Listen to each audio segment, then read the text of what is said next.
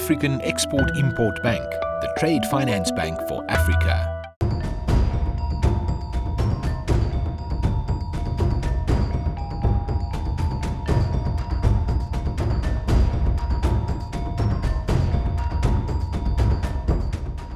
Hello and welcome to the latest edition of our series on intra-Africa trade, Africa Trade Lines. I am Wole Famirewa. On today's program, I have the pleasure of moderating a discussion on the way forward for Africa as a trading bloc with the rest of the world, even as individual countries engage other trade blocs. Joining me to discuss this topic are Joe Femi Dagunro, former president of the Nigerian-German Business Group. Jumoke Oduwole is the senior special assistant to Nigeria's president on industry, trade and investment. And Vincent Nwani is a director at the Lagos Chamber of Commerce and Industries. Thank you so much for joining us for this conversation. And Vincent, I want to start with you, as you can just, if you can, reflect on the state of trade between Africa and the rest of the world right now. It's obviously not the greatest. Incidentally, I was reading about the extent of trade between Nigeria and Germany, for instance, or Nigeria, Africa and Germany rather, and it's only somewhere around 2% of the trade between Germany and the rest of the world comes to Africa. Now, they're trying to change that, but your thoughts about the state of affairs right now? It's very poor when it comes to trade. For a continent, African continent accounting for about 15–16% of world population, but only accounting for 2.5% of global trade. You can see a huge mismatch. And this 2.5% is just the volume of trade, mostly on mineral, raw materials.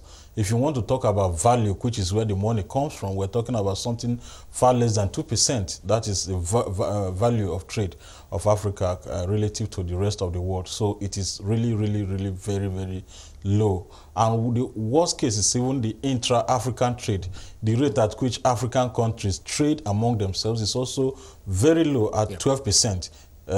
Compared to other trade blocs in the world, such as the Eurozone, you see about 34%, the rate at which countries in the European Union trades among themselves. So if we are talking about Africa, we see a lot of huge disconnect. I've mentioned about population, I've mentioned our contribution to trade in volume and value to the world is still really, really very low. So I think it is time for us to begin to look at the impediments, both tariff and non-tariff impediments. Right.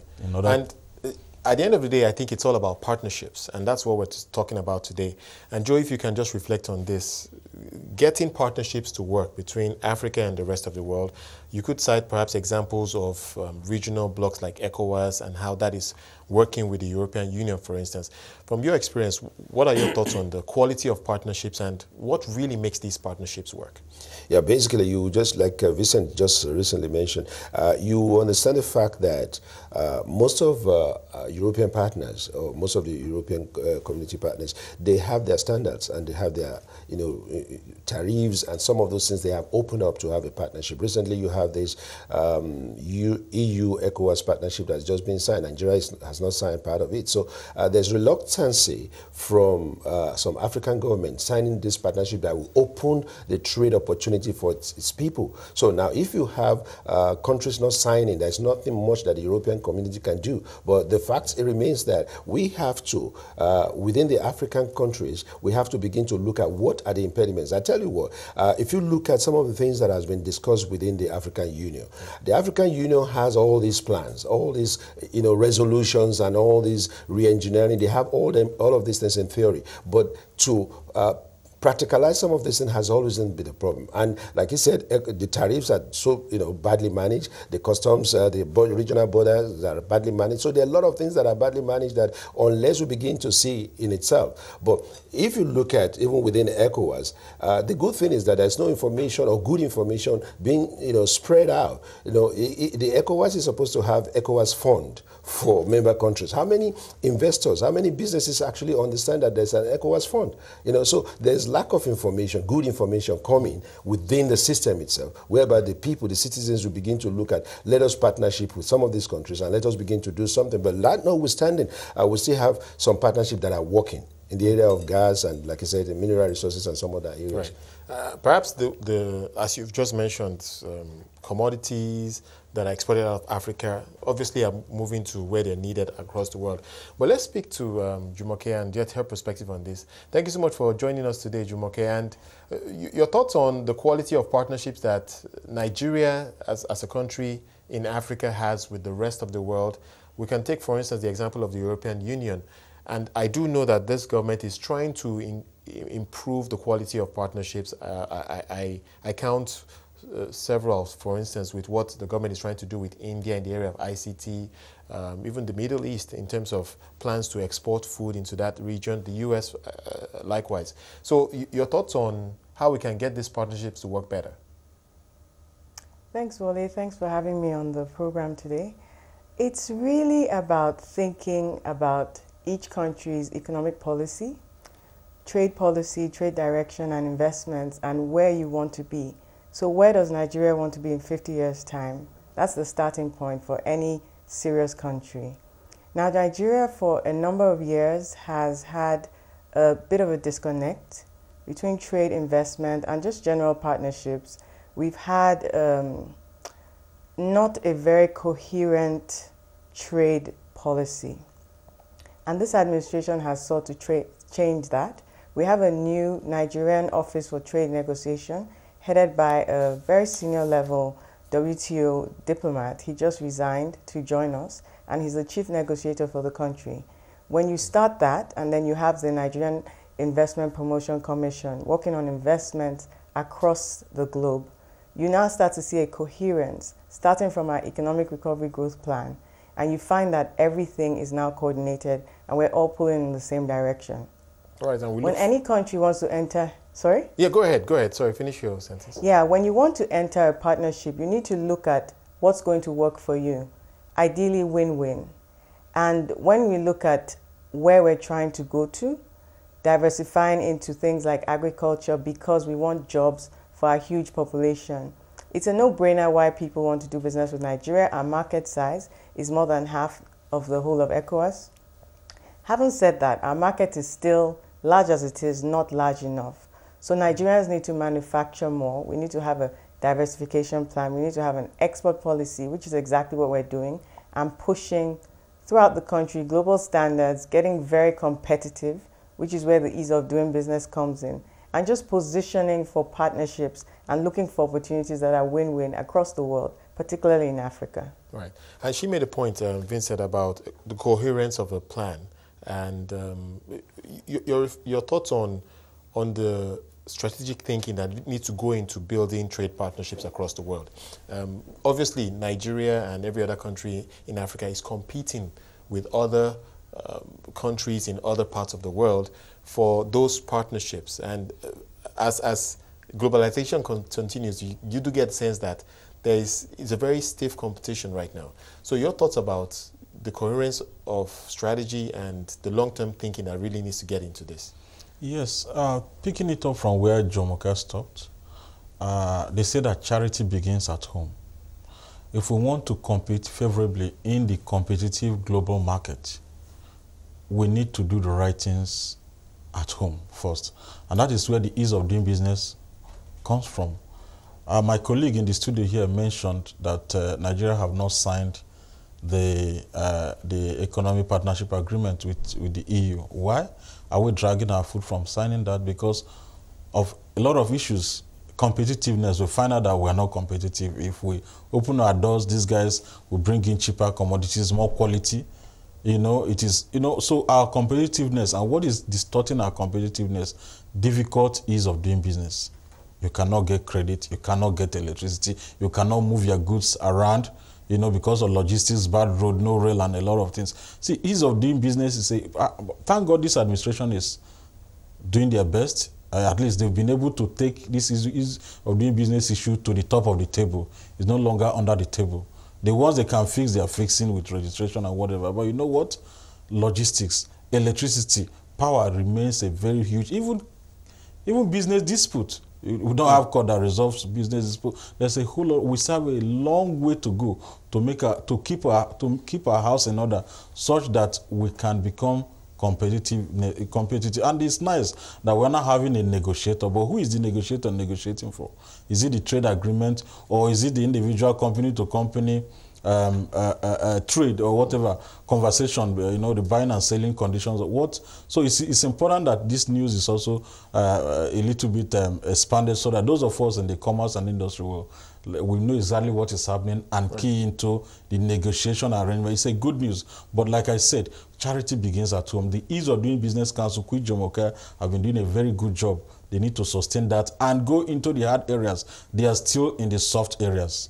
All right. Do you want to react on this point as well? She made a good point, actually, because we all know that before now, there are a lot of distortions here and there. But I want to come into that as well, that we have to basically begin to see our embassies as an outlet for, giving out information. So if you go to some of our embassies abroad, you will discover that trade and business information, they are not really available.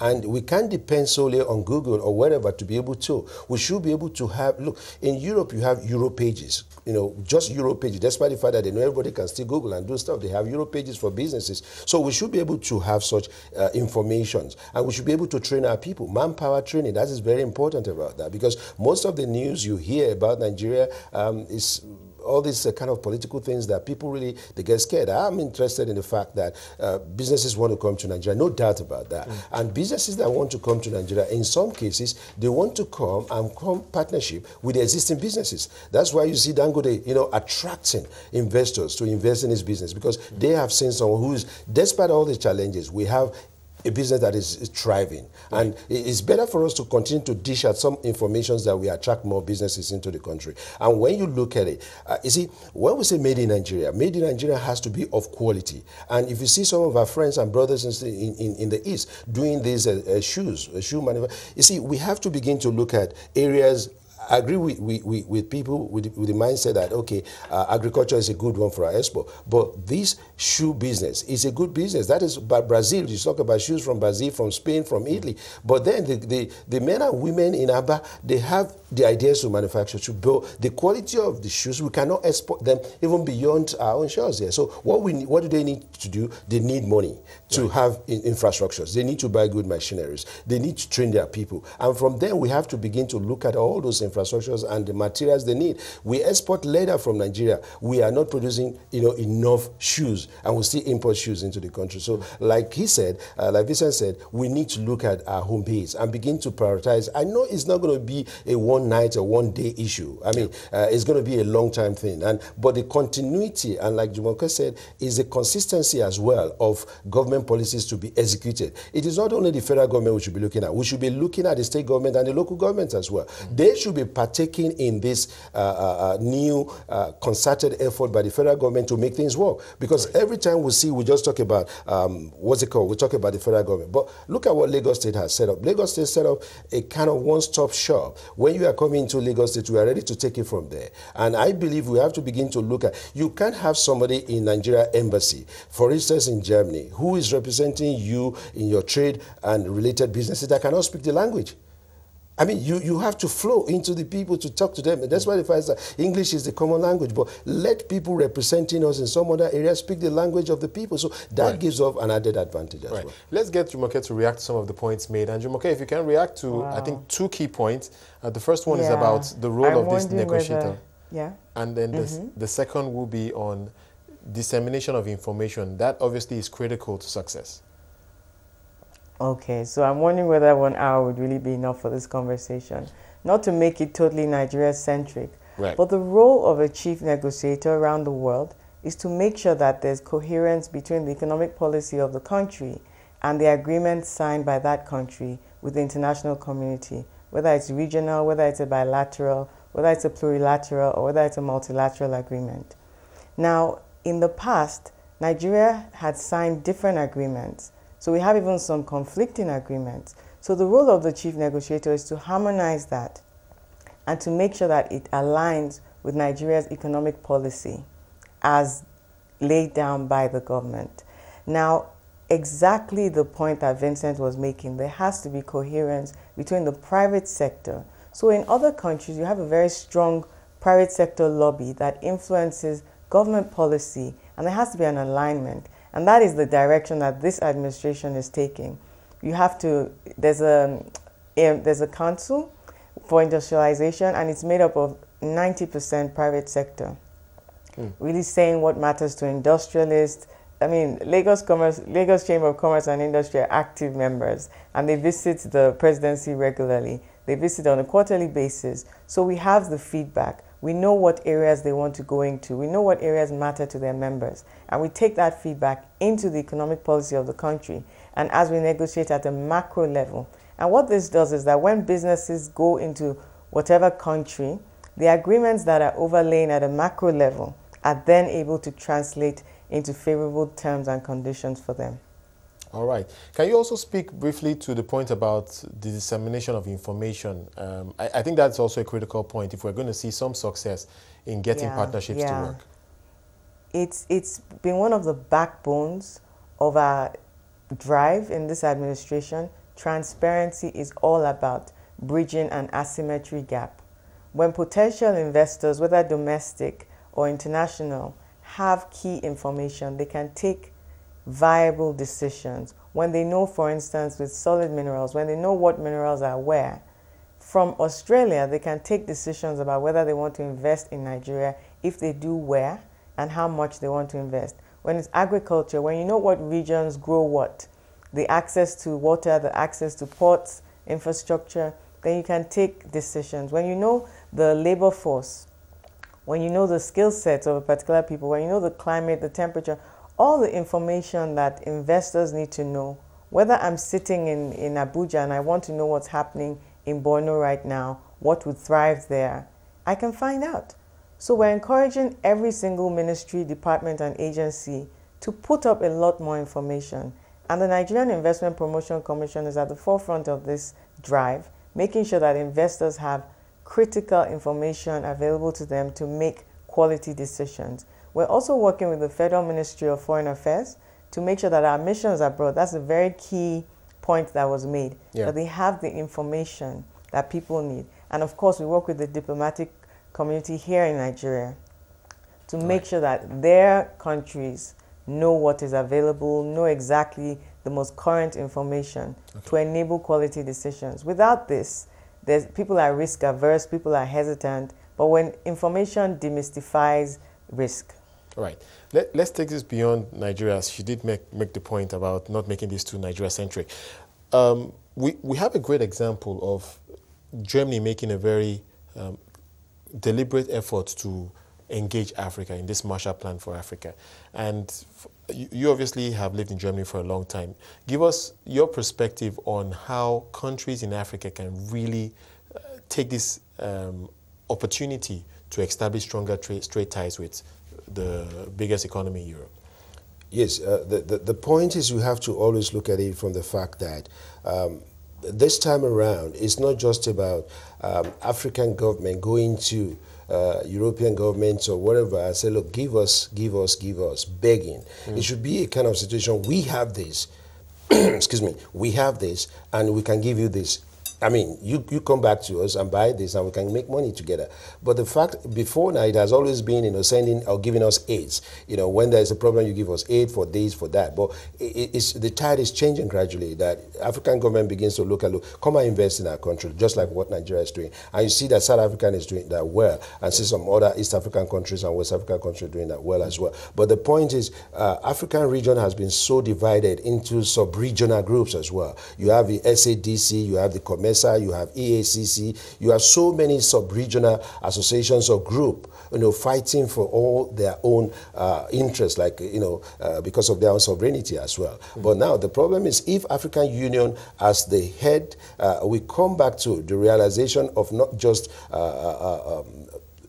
talking just about this and issuing communiques and resolutions, begin to have a kind of plan for themselves as well. And say, look, this is a plan for us all. And this plan we have to begin to, execute, because the problem has always been in execution. All these plans we are talking about has been made, has been planned, has been deliberated upon, and it's now for each member state to begin now to execute some of these programs and to say this is what we have to do. So now, African Union, head of states or ministerial council must follow up with the the execution and prioritize some of these things. Because the idea to have a common currency, I mean, nobody knows what's going on till now. The idea to have a common tariff and all that. So that is why, just like Jumoke said, every country will want to, defend its own policy. And don't forget one thing. Some African nations or African countries will not want to be part of all this at the immediate setup, because they will feel the bigger or the richer countries will want to dominate them. So there will be reluctancy to really set up the board. If it is just about few countries that will set it up,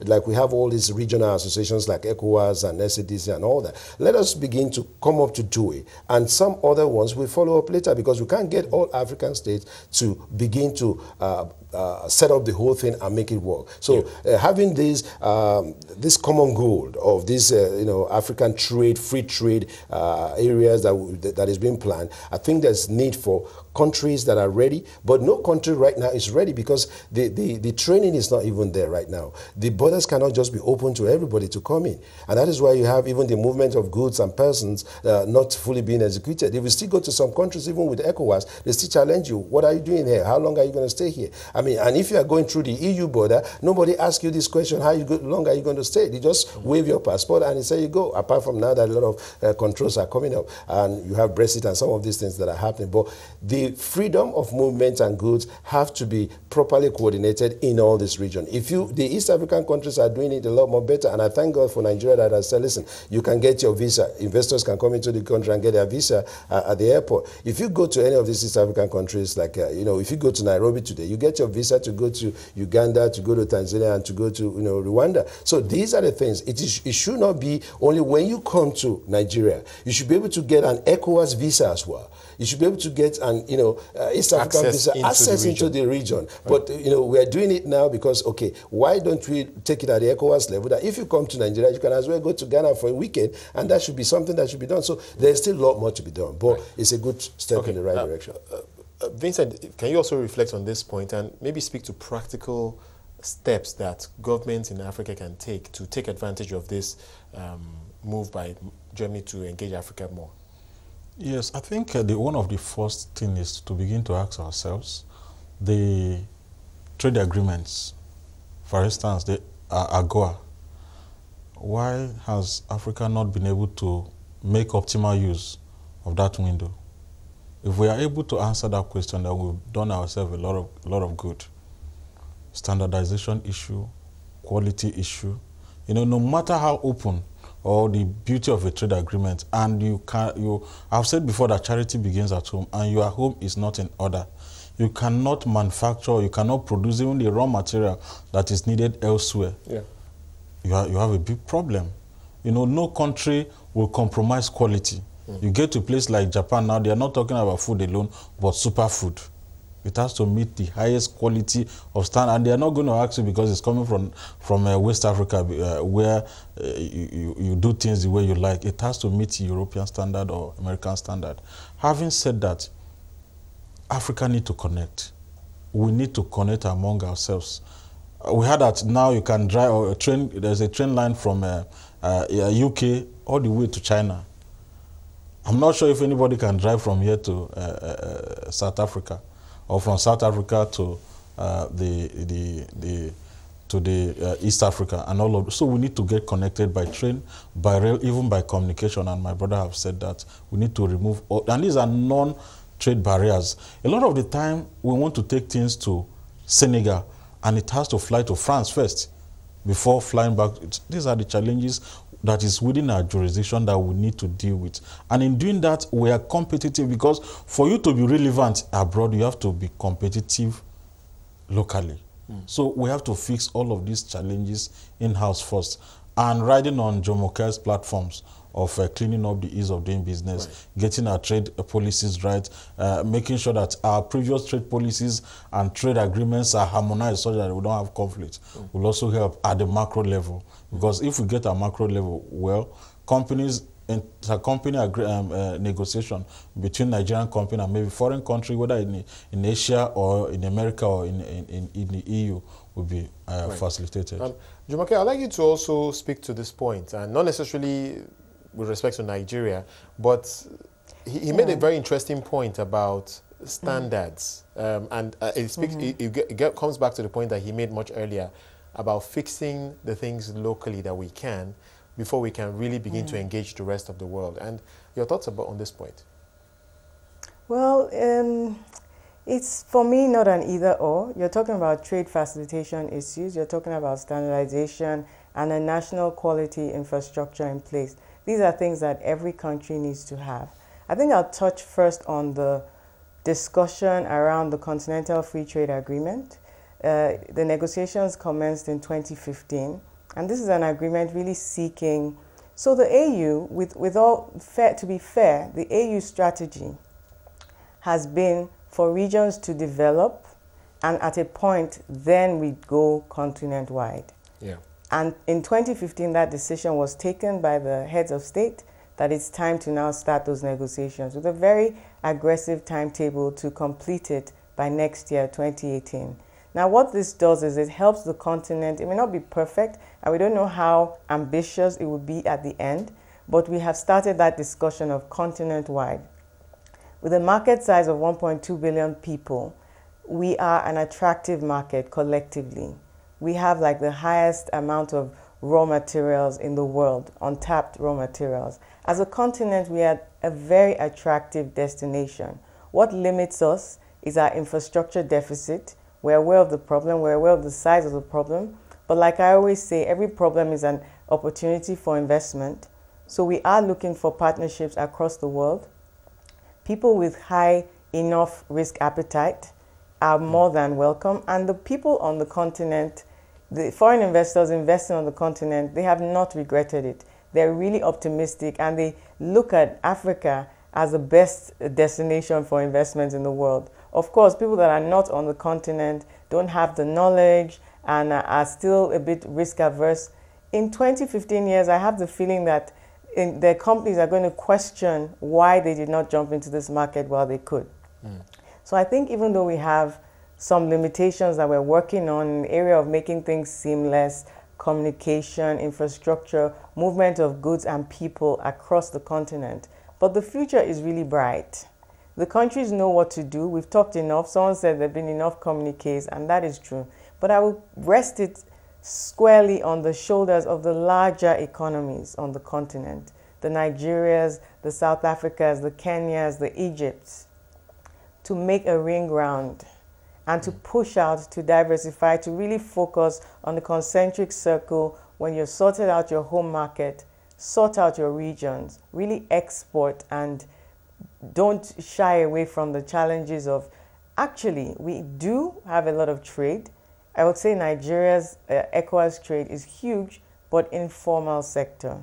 So we've had a lot of discussions at the administration around formalizing informal trade. Because you wonder, when you look at Nigeria's GDP, you begin to realize oil is not, oil is definitely not anywhere near the biggest. You look at agriculture, a lot of the agriculture is actually informal sector. You look at manufacturing, there's a huge opportunity there for agribusiness, agri-processing, to push our products out across the region and make sure that trade works. Because capital follows the markets, and here we are. The fast-moving consumer goods, it's such a huge opportunity. Everybody that is on the continent is not going anywhere. And I think the losers will be the people that don't cash in at this time. Jumoke, we'll come back to this conversation. We'll take a short break right now and continue our conversation on trade between Africa and the rest of the world.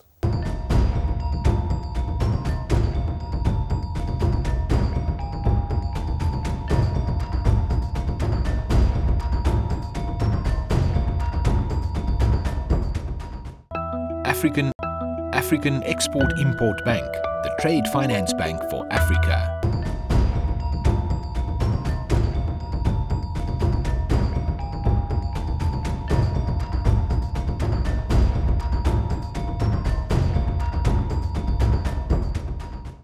Welcome back to this special panel discussion on the way forward for Africa as a trading bloc. My guests are Joe Femi Dagunro, former president of the Nigerian-German Business Group, Jumoke Oduwole, Senior Special Assistant to Nigeria's President on Industry, Trade and Investment, and Vincent Nwani, Director of the Lagos Chamber of Commerce and Industry. Vincent, thanks so much for staying with us, and I want to come to you first. Thank you. I think very interesting points made by Jumoke just before the break about that continental free trade agreement and moving forward with that. Can you just reflect on that point? Maybe you want to add your voice to that. Yeah, my voice to that is simple. Over the years, we've seen a very good relationship between African leaders, between ECOWAS leaders, we've also seen a lot of happiness and harmony among ministers of finance of Africa when they gather, taking their tea and coffee. And even now, these negotiators. But you know what? How are we going to move away from the, can I say, silent competition and jealousy among the implementing agencies? When I say implementing agencies, agencies such as custom, Nigerian custom against Ghanaian custom, Nigerian custom against that in South Africa. So these are practical things your members are seeing now. The same thing applies to immigration. The same thing applies to standard agencies or quality control agencies. We've seen a lot of conflict of interest, a lot of competition, a lot of disharmony among this operation. At operational level, we have a very big problem in Africa. At policy level, at governance level, they are happy. It looks to us that they are happy. Those of us in the commerce and industry that have to move our goods all the way, I can't start calling brands here, from Lagos down to Senegal, down to Dakar in Senegal. We know what we are passing through. And we want to even cross Senegal. Now we have Morocco as a part of ECOWAS. We want to go anywhere by road, by rail. We have a very big issue. Between Nigeria and Republic of Benin, sometimes our truck have to spend 7 days just on the issue of certificate of origin. Accepted last week. Is not accepted this for no reason, and these trucks are being delayed. So these are practical issues. And I think Jomoke have to realize this and also see how they can deal with this issue up to the operational level, such that things move very well. Because if we sort out our issues among within Africa, we're doing just 2.5% in volume now, value less than 2%. I think we will conquer Africa. Jumoke, he's making some practical putting out some practical examples of what some of his members are going through, and I want to hear your thoughts about how we can fix these issues.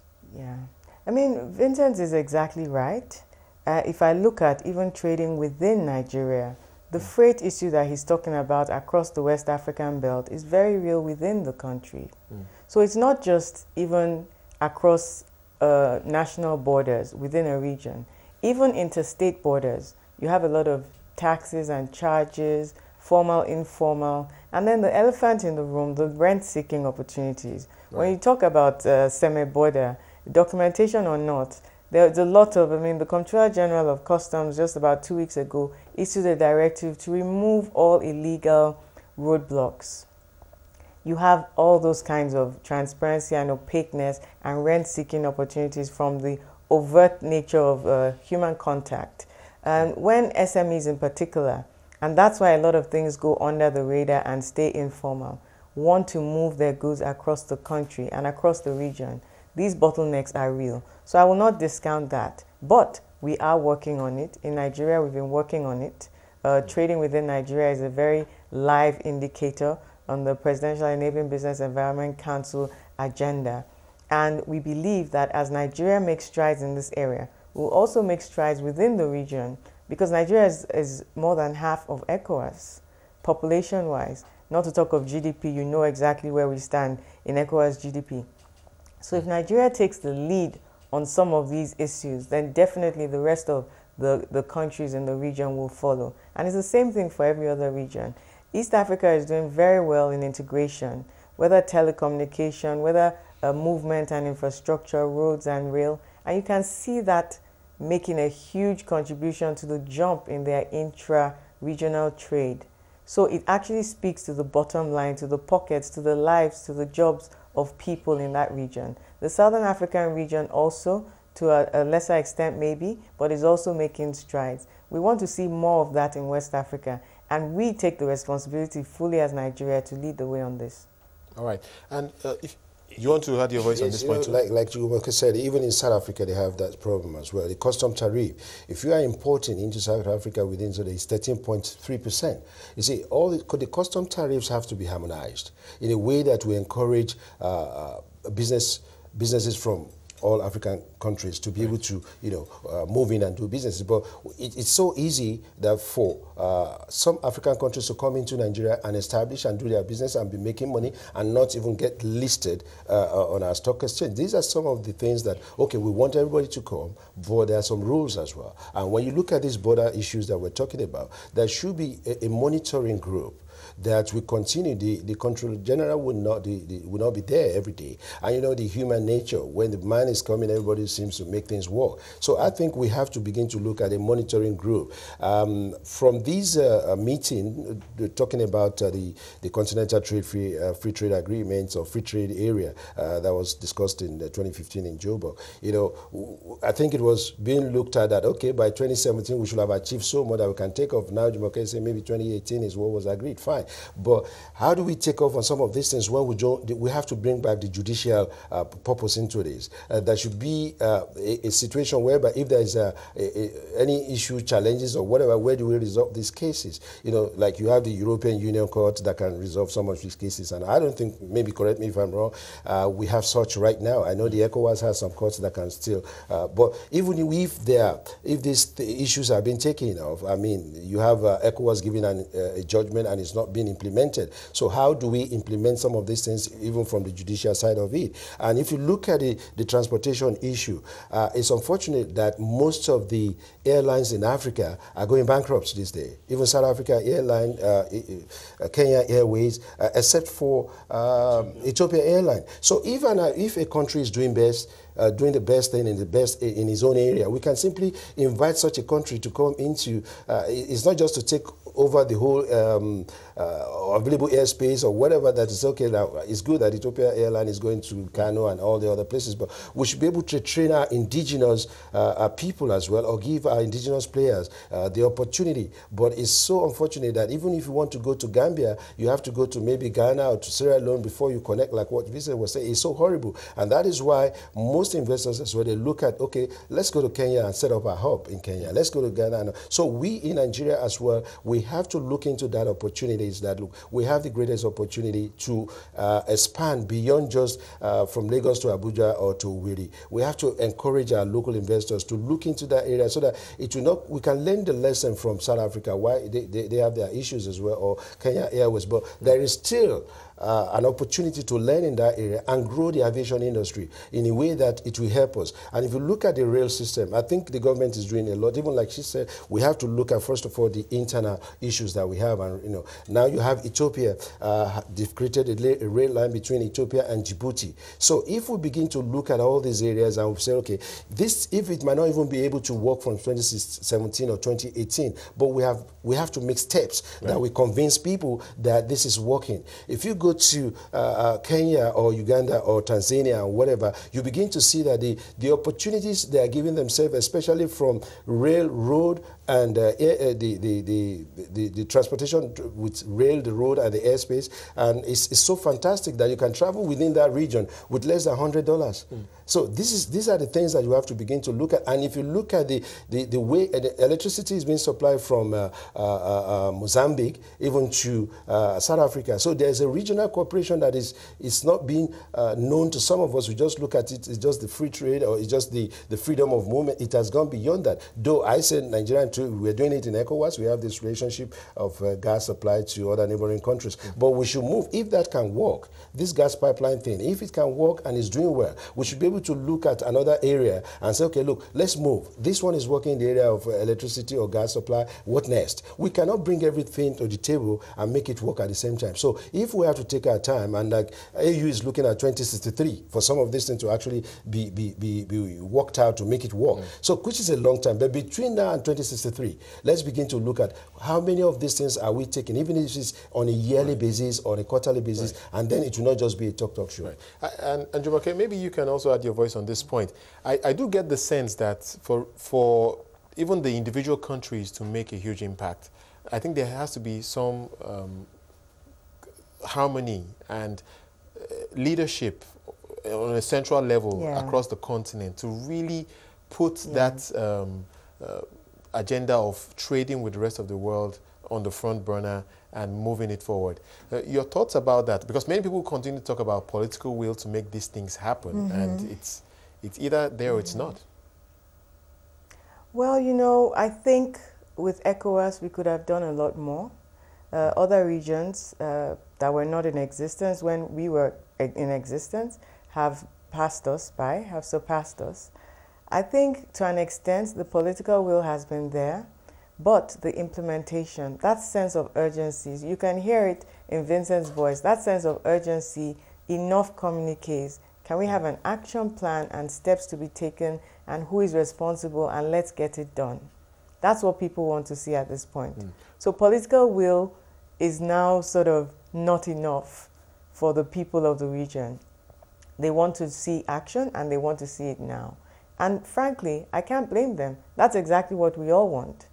There are issues, it is quite complicated, but truly, with enough of a drive and commitment, we should be able to make it work as a region. Right. We have no reason to be where we are as West Africa on this continent right now. Right. You made a point about it being complicated, and I guess because it is somewhat complicated, we have to see what we can do in the short term and then look for the longer term solutions. Yes, so we have, you know, we have, sorry, go on. Okay, I was going to make the point about trade delegations and trying to engage countries, maybe being led by the government. I see a very interesting statistic. Of the over 400,000 companies in Germany, only about 1,000 do business in Africa. And I do get the sense that if the German government, for instance, is leading a delegation to Africa, we can hopefully bridge that gap a little bit as more people get aware of the opportunity in Africa. And I guess it works both ways. We need maybe the political leadership here to also make the same moves. Exactly where to start is where you see somebody like Joe that speaks the language, that can move across the cultures. Just yesterday, an association of American business people of Nigerian descent visited the presidency to have a meeting with the acting president. Last year, he was in Houston addressing the same group. And just from listening to what the administration is doing, some of them actually took the leap of faith to come back on a delegation this year and see what they can do in areas of health, in areas of agriculture, in areas of IT. This is the rhetoric that we need to deliver. The faith and the hope and what the administration, it's a communication thing. It's defining your own story. First of all, Nigerians in diaspora, very welcome back. Every problem, every single problem is a business opportunity. They have the exposure, they have the access to capital, they have more of an advantage to come in here and do some of those things. So Nigeria is open for business, and I think I can speak for several other countries that are well positioned to receive foreign capital. And don't forget, we're also competing for domestic direct investment because you have Nigerians, wealthy Nigerians, investing in other countries, investing in Rwanda, investing in Ghana, and we need to keep their money home. So even though we are encouraging intra-African trade, because in the past, you would hear of Nigerians investing in Brazil, investing in China or India. At least now, it's home. It's on the continent. This is the way, and it only comes with more communication.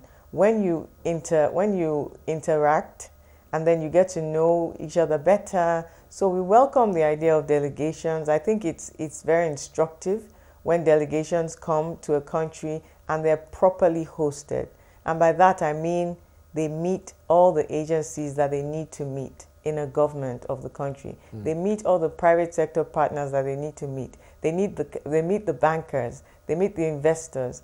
That is a meaningful trip, and vice versa. So that's always welcome, always encouraged, and I think it actually does crystallize in transactions that are win-win for everybody. Right. Joe?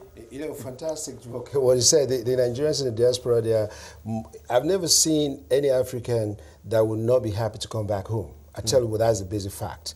But the point remains that when you say the German government, when you lead a delegation, Angela Merkel, we go to maybe Japan or name it wherever she goes.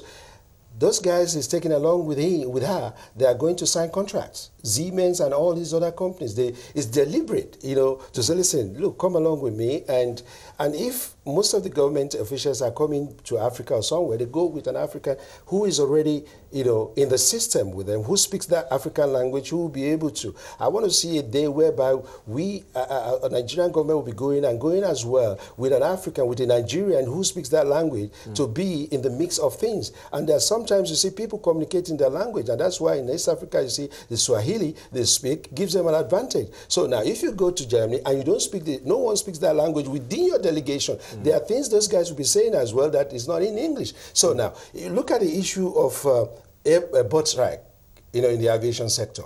You know, the German government will be ready to help in that area. But because there are no opportunities for people to convey these to the government in one way or the other, maybe now that Jumoke is talking about it, we can say, okay, look, let's help in this area. In the area of agriculture, you see, the banana you eat in Germany is like it's measured in a certain centimeter. If it is bent from that, it's thrown out. No supermarket will sell it. So we have to begin to look at, and right now, what is on vogue in Germany and some of these European countries is organic food.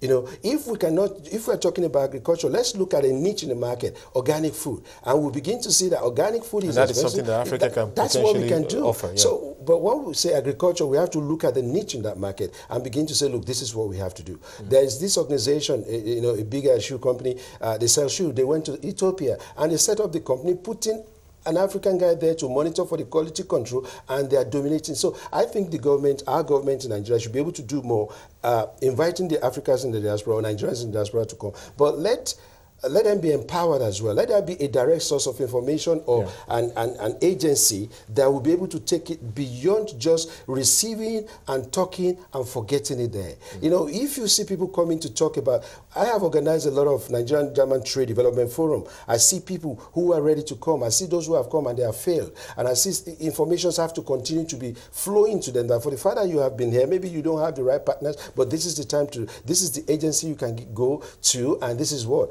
And the impediment in doing businesses or attracting businesses is just, one of the things is lack of information. I repeat that. And what is this? We can even use other means to attract businesses into this country. Cultural means. You see, the Germans, they love our cultural things. If you do that, at the time we did Nigerian Food Festival, if you see people coming to buy our food, despite the fact that some of the food is so hot that I might not be able to eat it, but people were trying this meal and say, hey, it's chaff, you know, it's chaff. Chaff means is peppery. You know? So now you begin to see that they love our culture, they love our people. So we can use that means.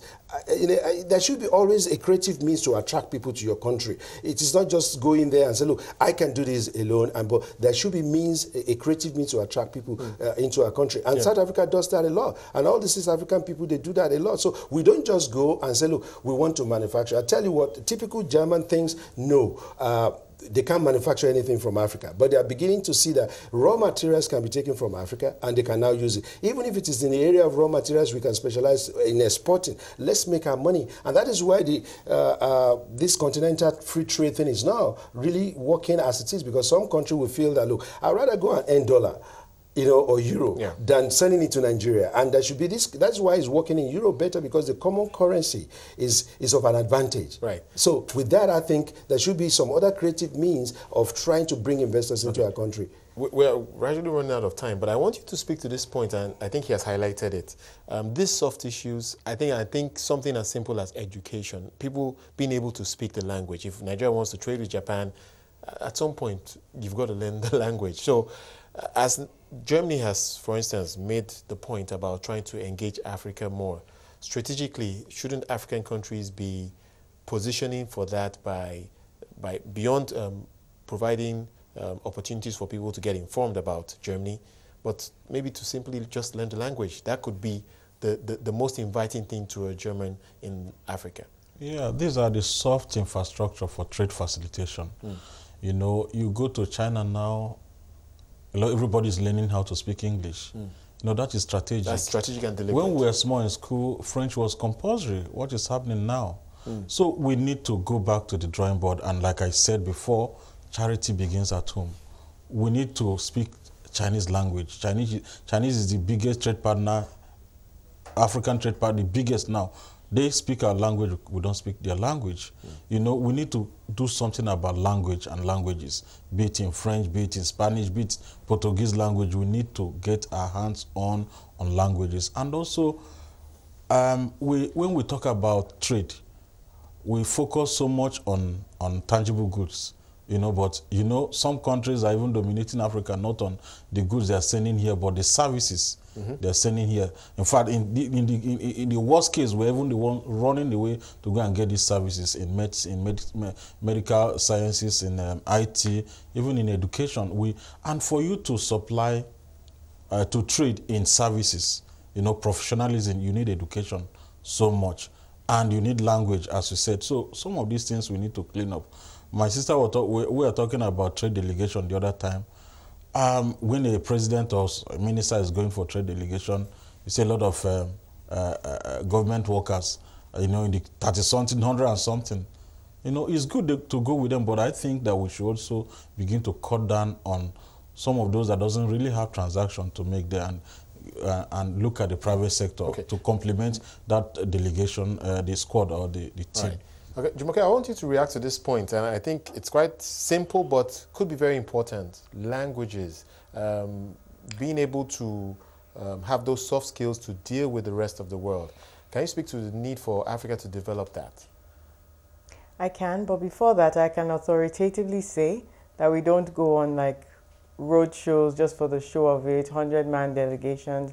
I think everybody can testify that the prudence of this administration is not in doubt. And I think that if we go by recent precedent, we will not be speaking about that right now. So I thought I'd just throw that out. Communication, education, health of a people, being able to be positioned.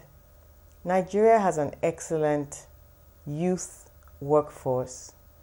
They are sharp, intelligent. You know, I'm a university lecturer. Yeah. Huge Potential.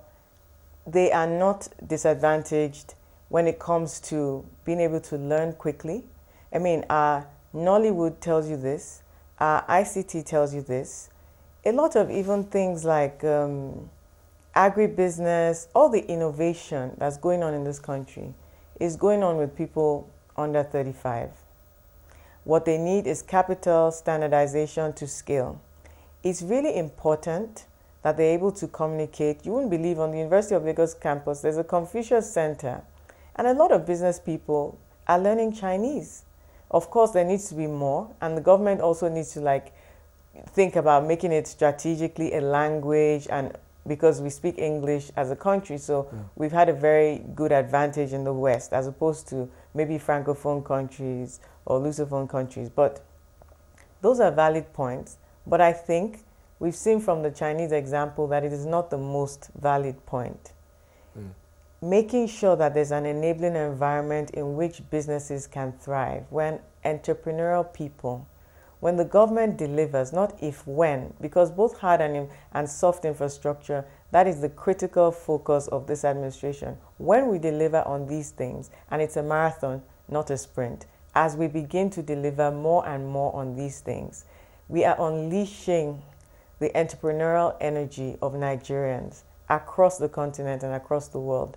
And for that, I'm extremely optimistic and positive. All right, as we begin to round up, maybe let me get the perspective of the others on this panel about the optimism of the future, for the future of Africa to trade with the rest of the world, and maybe your closing remarks on what we need to do to make those major strides. That's a great one from Jumoke to say we need to have a very pleasant environment for investors to come and really establish. And at the same time, it's not just the federal government alone, and like I said before, we have to encourage our state governors. We have to encourage our local government executives as well, so that it will go down, beyond Abuja level. It has to be on these 3 levels, that people at the local level as well, we understand why you have to register your business as well, and why you have to pay your taxes. This information education is not just for the people outside this country, it has to be within this country. And like I said, a lot of people in diaspora, they have found a way, and they have been finding ways to help or to assist their own government as well. I can tell you, when you talk about education, we train more than 40 medical doctors, consultants like Jumoke said, they are brilliant people. So one of the doctors, I'll give you a good example, when he was going through this 3 months training in Germany, I think it's from Imo State, he told the professor that, look, if you conduct this surgery on this guy, he would die within 48 hours. Initially, the colleagues there who were German, they didn't believe in him. They said, okay, look, they called the professor to come in, and he said, listen, not even 48 hours, within 24 hours, the guy would die. But you know what happened? That guy got that certificate. It was free. We provided the training free of charge for for something people from all the states in Nigeria. 2 months later, the guy was in South Africa. I said, look, because he could not just, operate on this kind of system, and he wants to leave the country. So when you are training the people and they are leaving the country as well, it's not good for ourselves. Now, today, there is no this kind of the cancer management treatment to manage cancer. A company has set it up in Ghana, and Nigerians now have to be going to Ghana to have that. So these are the areas we have to begin to look in the area of training, education, and health. And lots more people, a lot of more people from Germany, companies in Germany, they are ready to train. Even as back as some 10 years ago, we were training people were coming to Nigeria to train people on photography and videography. So it is now for us to begin to say, look, Nigeria is good, and we are good as well, and we can be good. We can be better in the nearest future. I believe there's hope for us, and I believe we have to work more than what we're doing right now. Closing comments from you, Vincent. My comment is that we have to leverage our diversity in Africa. We have to leverage our population. We have to leverage the structure of our population, very youth, energetic, and innovative as well, to begin to feed the world with our trade, with our potential, with our raw materials, and also add values to these raw materials. And in doing so, charity must begin at home. And this is the third time I'm mentioning it in this program. We have to do the right thing and do them fine by trading among ourselves and build on the ease of doing business, whether it is the hard side, infrastructure, or the soft side, that is the policy and regulation. We have to get it right within before we can take it out. Right. Jumoke, closing comments from you, if you can, in about a minute. I think this has been a robust discussion. The issues are clear. Now it's about implementation, and collaboration is key. Collaboration with private sector, government, diaspora, Nigerians in diaspora, global partners. Collaboration is key. Everybody, we all know the issues, and if we pull in the right direction and just go for it, I believe we can achieve it. All right, and let's leave it on that optimistic note. On that note, we've come to the end of our panel discussion on building trade partnerships between Africa and other trade blocs. My guests have been Joe Femi Dagunro, former president of the Nigerian-German Business Group. Jumoke Oduwole is the senior special assistant to the president of Nigeria for Industry, Trade and Investment. And last, we have Vincent Nwani, the director at the Lagos Chamber of Commerce and Industry. I am Wole Famiroa saying thank you for watching.